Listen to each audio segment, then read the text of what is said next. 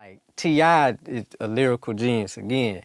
Then I'm a credit reader.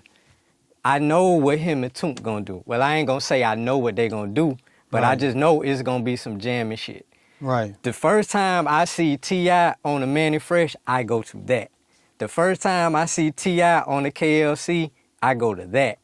Because these are the dudes that I done spent my whole life just giving my time to listening to their production, and then it's on top coming with him. Like, how did that one come about? Did BG bring them to you, or? No. I got a call from T.I. Hey, Kel, man, working on a project. No. He called me. He had that beat. Mm-hmm. And when he had called me, like, Kel, man, I got this beat, man. Let me know, bro. Boom, boom, I want to get down with this bitch. So when he played it, I'm like, God damn, man, that's because I don't even know how he got the beat. Yeah. So I'm like, damn. I'm like, that's mystical shit. He was like, well, nigga, make me something. So I was making him working on some shit, but at that time we was recording Mystical record. Mm-hmm. We were working on his project. So that's when he first went in for doing that bid. And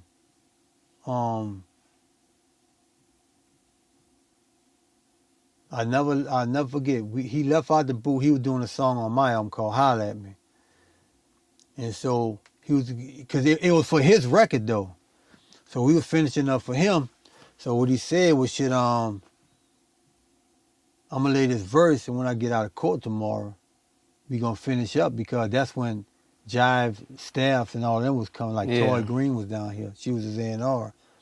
So he like, well, shit, when we get out of court, when I get out of court, I'm gonna just come. We gonna finish this bitch up." He went to court and they kept him. Damn. So when T.I. was asking, when he had that beat, when he called me,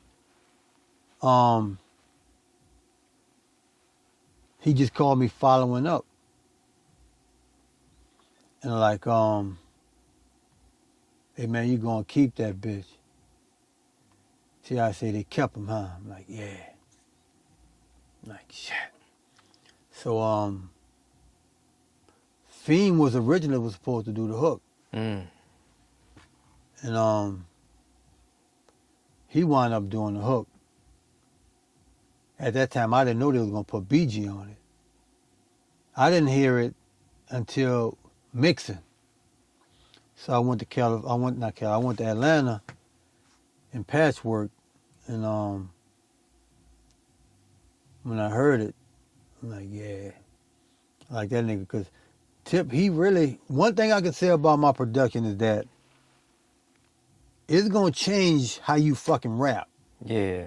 You know what I'm saying? Because Tip at that time, he wasn't like really rapping on this kind of shit. Mm-hmm.